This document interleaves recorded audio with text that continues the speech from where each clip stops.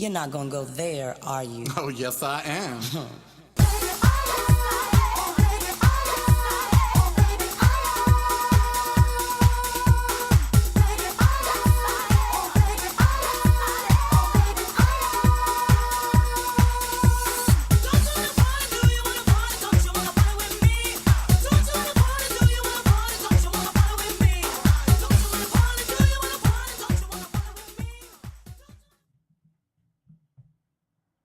Hey, it's Karel, and welcome to episode 3.04. In this episode, we are going to go to America's Port. What is it? Where is it? Why is it? Well, I'll tell you. It's in my backyard. That's right. We're in the Long Beach segment, honey. And right here in my backyard is one of the busiest ports in the world. It's the Port of Long Beach and the Port of Los Angeles. And together, they make up America's Port. Look around your room. Look around anywhere. Everything except Ember. Right? You weren't made in China, were you, honey? Well, you don't know. She was a stray. We don't know who her daddy was, but I don't know who the daddy of half my friends are, and I don't care about that, so it's all good. Anyway, 80% of whatever's in your room right now, whatever's in your car right now, whatever you're wearing, if you're wearing prosthetics, 80% of those came through, that's right, your augmentation came through my port, the Port of Los Angeles. 80% of America's goods. Guess what? We don't have warehouses anymore because they're expensive. So what do? They wait to get the stuff from the port where they leave it in my backyard, quite literally, in a container. So we're gonna go over there and we're gonna take a look at one of the busiest ports in the world, America's Port, thanks to Harbor Breeze Cruises, who cruised us all through the port.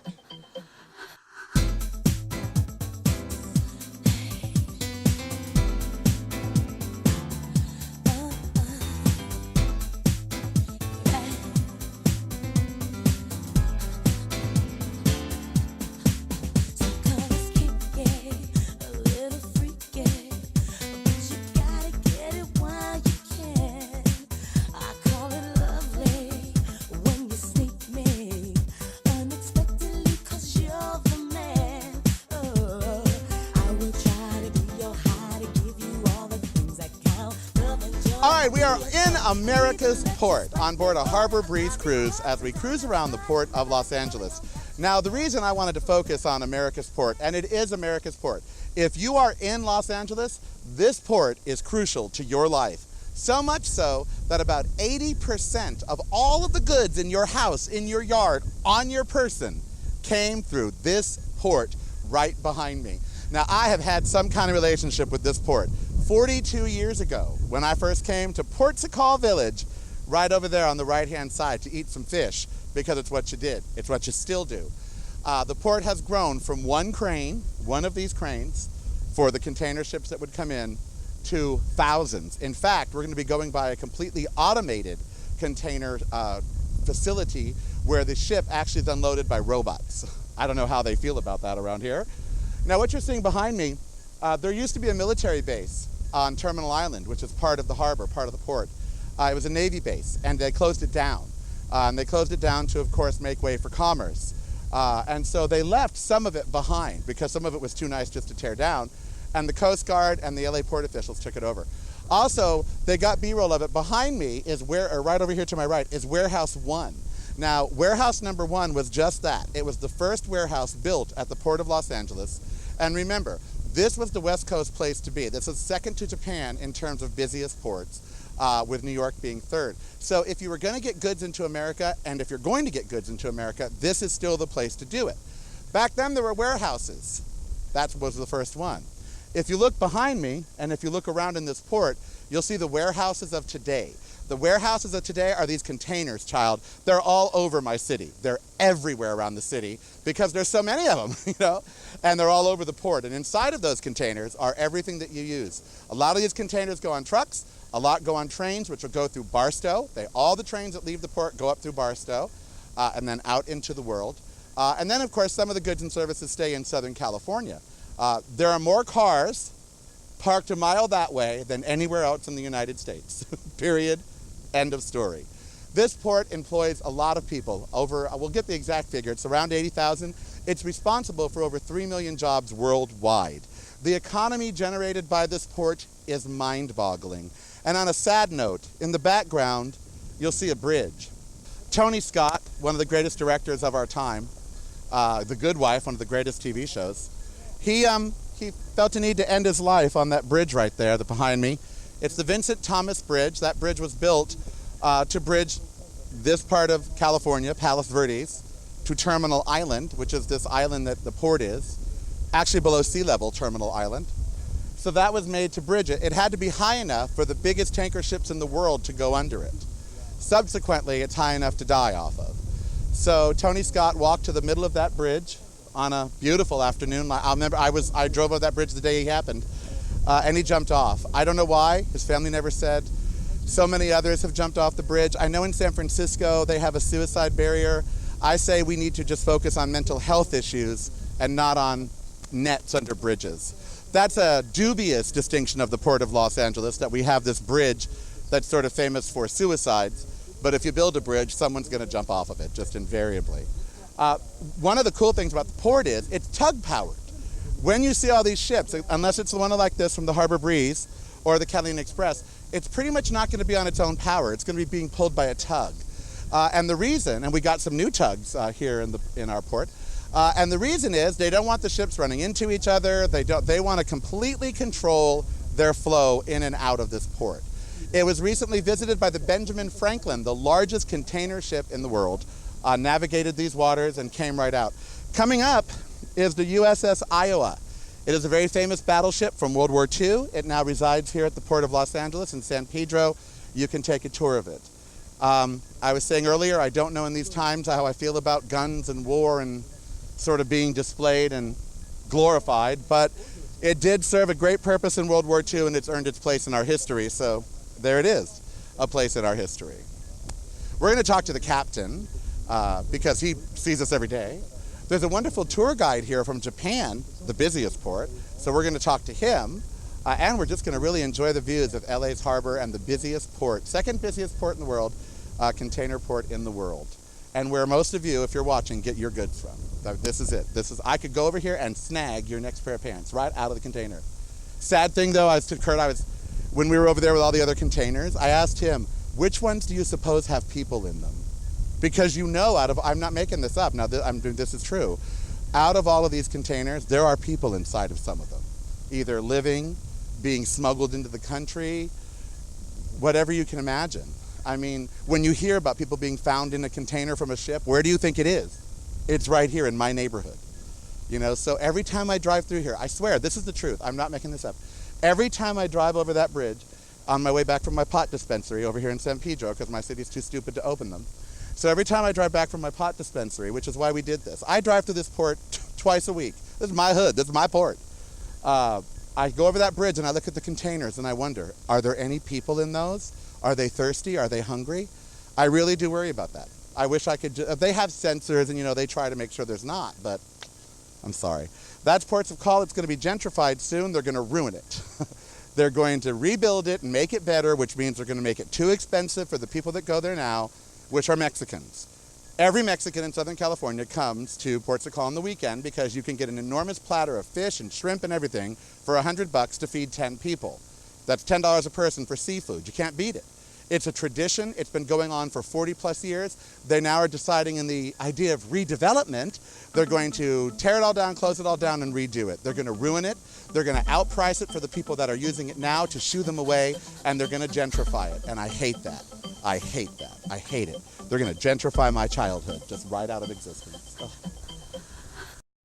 How many of you can be a captain, an actual captain on a ship? Can you say, that's my job title? Yes, I'm a ship captain. Well, in America's port, people have to go look around because when you got something this big, people want to go stare at it. And if you've ever been up against one of those container ships, let's just say I know how Linda Lovelace felt when she met John Holmes. Oh my God. Yes, a 1970s porn reference, why not? So we went through America's port with Harbor Breeze Cruises and we talked to one of their captains. He's under 30 years old. He's a full-time captain, not just in the Port of Los Angeles, but also out at sea. It's so cool to talk to someone that's a young millennial, basically, and their whole dream was being a boat captain, and now they are. I call him Captain America, and while he may not be Chris Evans, we think he's pretty cute. So we're out cruising the harbor with Captain Kevin from Harbor Breeze Cruises, whose job it is every day to ferry people around the waters of Southern California, whether it's here in the harbor, over in Long Beach, taking people out whale watching, taking them around the harbor. How old are you, by the way? I'm 28 years old. 28 years old, and you're a captain. I know a lot of people are going to wonder, like, did you have to study? How does one become a captain? Yeah, so you just gotta get your sea time. I believe it's about 720 days or so on the water. You gotta be able to log, and then you gotta go take a course and turn in all your paperwork to the Coast Guard. And then poof, you're a captain. That's if they pass you and they assign you your license. How important, we've been talking about how important the port is to America. It's called America's Port. How important is this port to you? Well, it's actually very important. There's not a single day that there isn't something that we use or touch or come in contact with that doesn't come through our port. And to your own personal economy. I mean, this is your job. The livelihood of this port in this area directly affects your livelihood. Yeah, of course. Like we take people out here every single day, show them the port, show them where their stuff that they come from, and so they don't take it for granted. Is there anything that they're more interested in than not? You see a lot of people. What are the wow things? What are they like? Oh, Well, all this is cool, all the giant ships and whatnot, but they love the California sea lions. They love seeing those sea lions on every single one of our trips. Yeah, they're out. Well, there are some harbor seals up, and they're everywhere. If you live here, you're like, oh, they're like vermin. But to people who aren't, do you see yourself doing this for a long time, being a captain? Yeah, it's pretty much what I've made my career in doing. I'm a captain, been a captain here for 9 years now, and it's been pretty good. I like it. And how important do you think things like harbor breezes are that bring people actually into the bowels of the port and out to the ocean to help people relate more and sort of protect it more and be more aware of it? Do you think it's things like this that actually put people in its face and say, yeah, look, this is interesting, I should care about this? Oh yeah, that's for sure. That's definitely it. Because people, they come from inland. Some of them haven't even been on a boat or out in the ocean. They don't know what it's like. They're from Big Bear. They've never been in the port of Los Angeles ever. They've never been out here. Yeah, so it's life changing. You see all these giant ships that you didn't even know was right here in our backyard. Yeah, and they're kind of scary actually to me. They're a little overwhelming, aren't they? I mean, to me, and maybe not to you, but when I get up close to them, they're huge. Yeah, some of these ships that we've seen here today, they're only about the average size ships. These guys are. So we're not seeing the porn star ships. We're not. Not even the big ones. Yeah, these are just these are the $500. Well, thank you for being our captain and for showing us around the harbor today. I've never been over up into the LA, up to this part of it, on this side of the bridge actually. I've always stayed on that side, gone out to sea, but I've never been on or under on this side of the bridge. They're building that new bridge over there too. $1 billion for that thing, for that bridge. I offered to build it for half of that. I was like, I'll give me a welding torch. But you think that's going to change? That's because there's so much traffic here now. This port's busy. Yeah, definitely. That bridge over there, it's aged. It's lived its lifespan. They never really expected it. It's about 15% of the nation's cargo travels across that bridge. Wow, that's incredible. And I think, what they say, 80% of our goods come out of this port. Pretty much both ports here, yeah. Because there is two ports. There's the Port of LA and the Port of Long Beach, right? Yeah, but together they make one port complex. Stronger together. You've been here through some disasters, huh? They've had some stuff go on over here. A couple fires and some like minor oil spills. Nothing too major. And then someone I remember got drunk and drove off the end of one of these piers a few weeks back. I was like, that's the stupidest person award. But yeah, are you excited to see it change at Ports of Call, or do you want it to stay? I want it to stay the same. What do you think? Yeah, I'm not too sure about it. I feel like it's gonna change a little bit. It might start getting a little bit of a different crowd down here. Yeah, new blood's always good. All right, we're gonna go look around and look at this giant petroleum ship over here. Is that the new? There's a new tug out here, or a new fireboat. There's something new. They debuted it. It was a big deal. Yeah, new fireboat in Long Beach. Yeah, new fireboat. Yeah, it was a big deal. All right, we're gonna go cruise around and go upstairs and look out.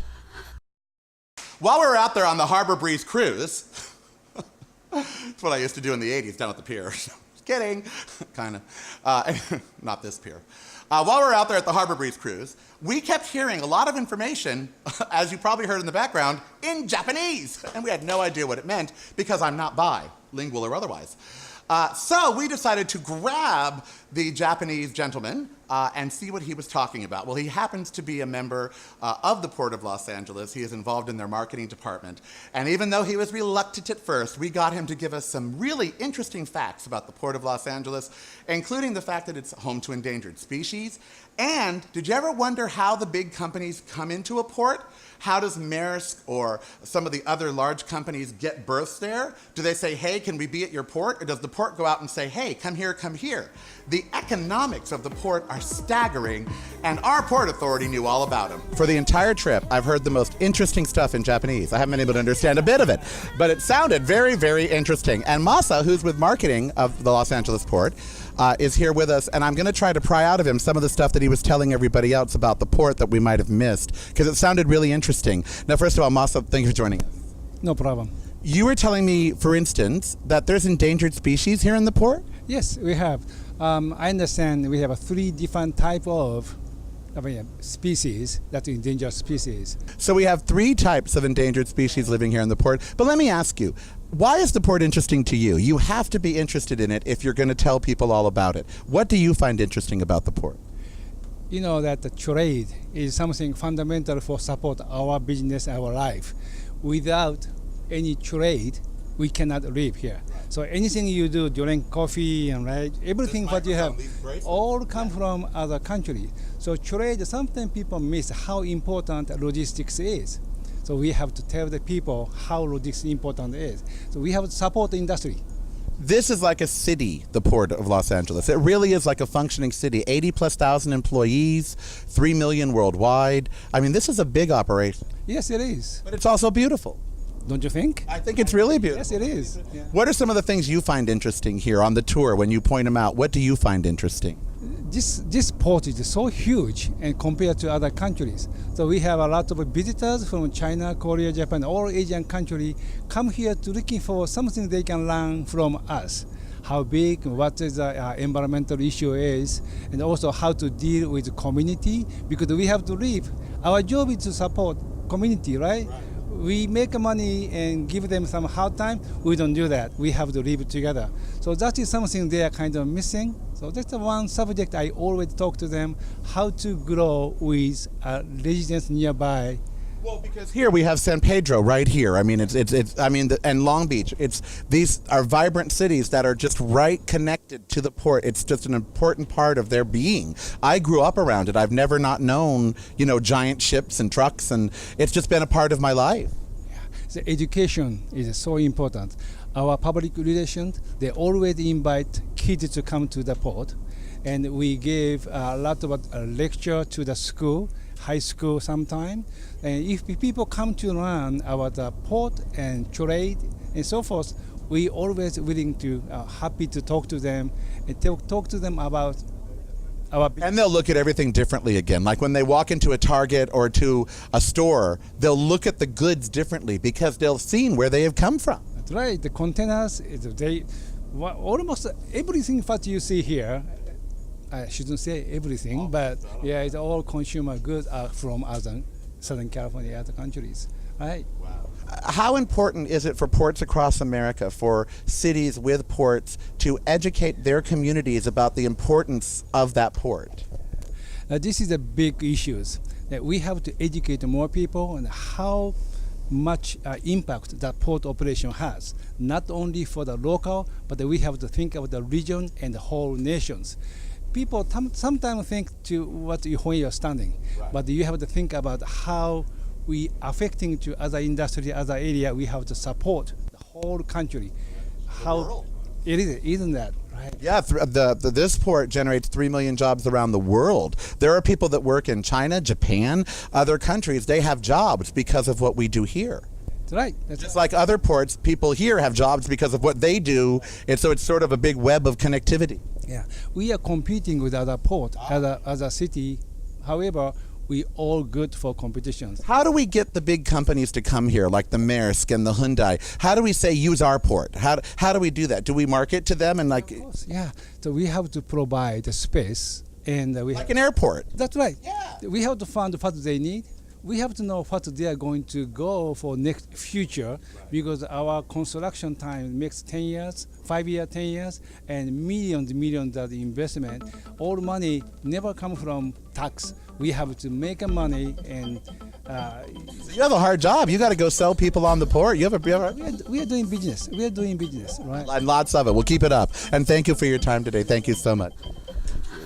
It is the Karelcast. I am Karel, and this is Life in Segments. For those of you that listen to my daily podcast or radio show, you know that I've been doing some very personal shows recently, mainly for me, doing them really just for me. Because of what I'm going through, I see the country is going through. You see, I'm broken, quite literally. And if you watch season 1 and season 2 of Karel's Life in Segments, you'll see a person who can't stand up straight. You'll see a person who's walking very painfully. My back has one of the most common back injuries that there are. It's the number one back injury. Most of you have it if you're aging. I have spinal stenosis with nerve root compression, meaning it's pressing on the good old nerve. And I'm missing a few discs. They've ruptured, leaked out, degenerative disc disorder, osteoarthritis, a lot of bad stuff going on in my back. And they want to operate on it. As many of you have been told.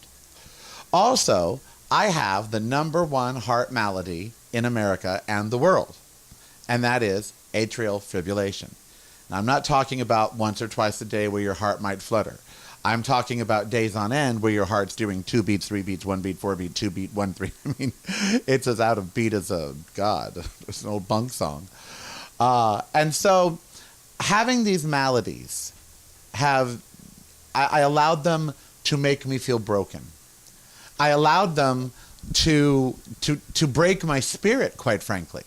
Because while I was having these maladies, while my back was going in and out, and while my heart was literally going in and out, my country was going berserk around me.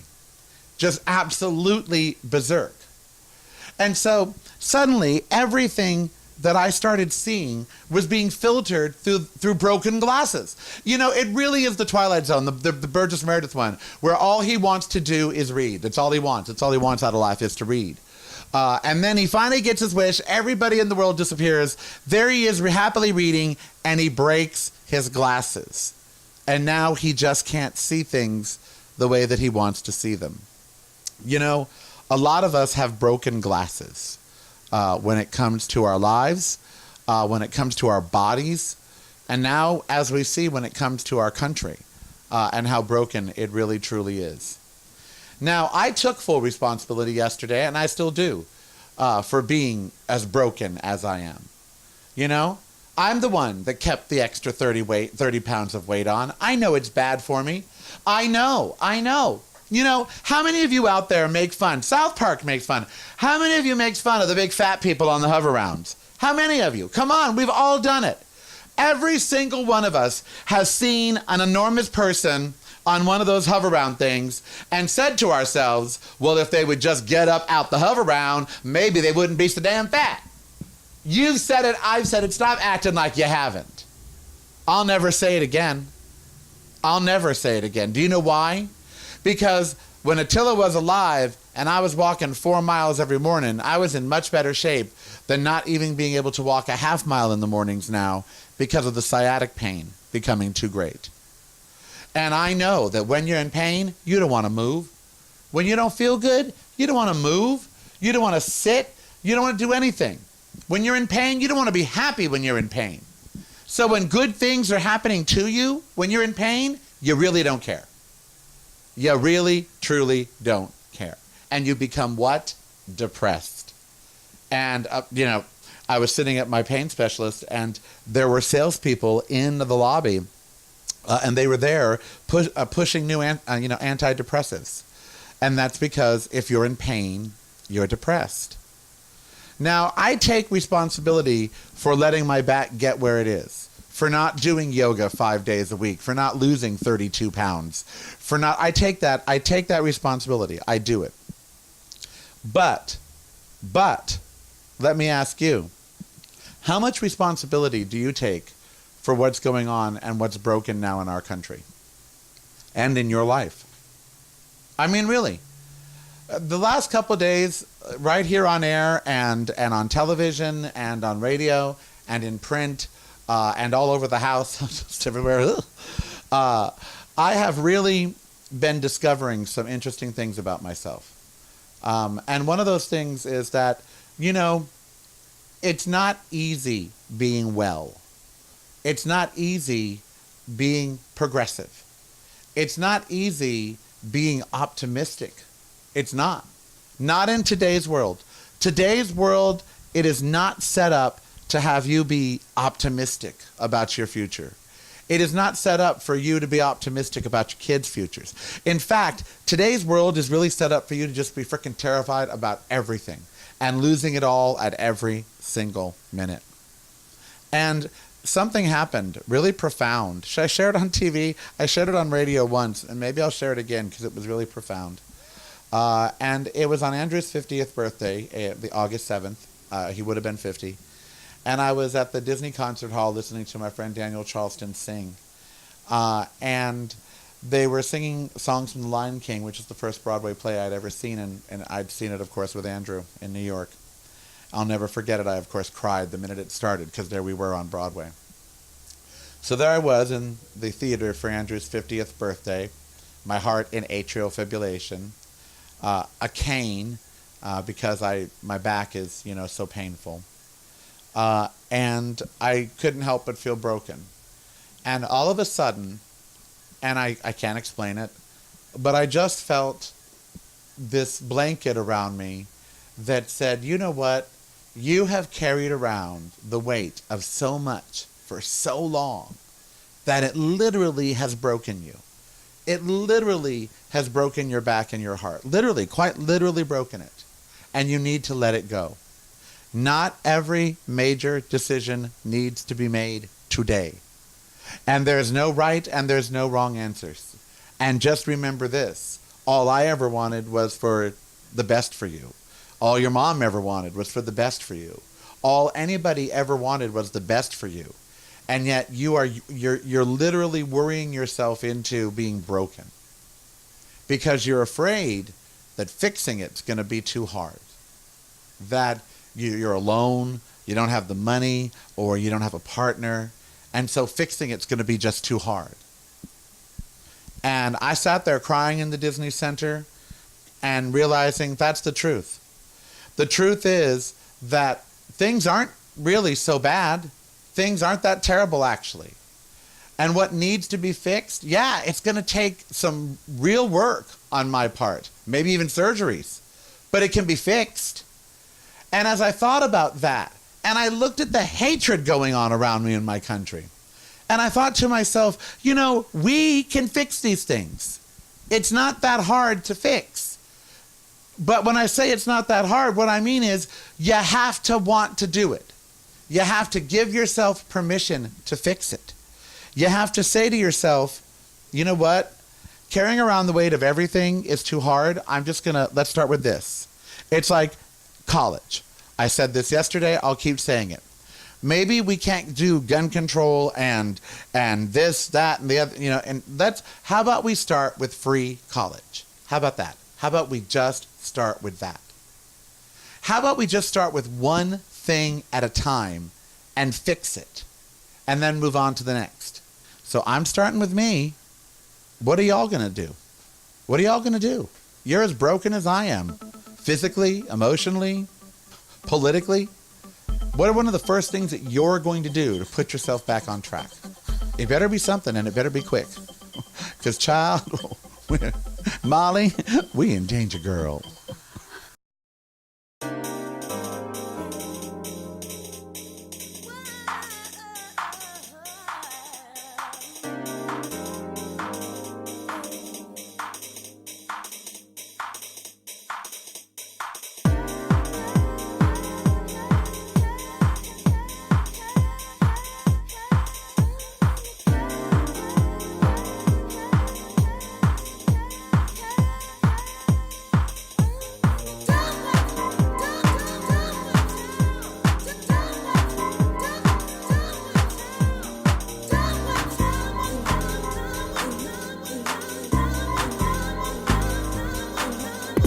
Something gets out.